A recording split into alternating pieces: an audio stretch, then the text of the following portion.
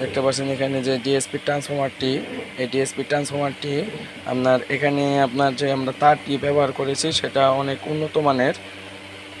যে বিআরবির যে তারগুলো থাকে সেই বিআরবির তারগুলো আপনার এখানে আমরা ইউজ করেছি। এখানে হচ্ছে আপনার 12 নম্বরের 3টা গ্যাজ আছে, 12 নম্বরের 3টা গ্যাজ।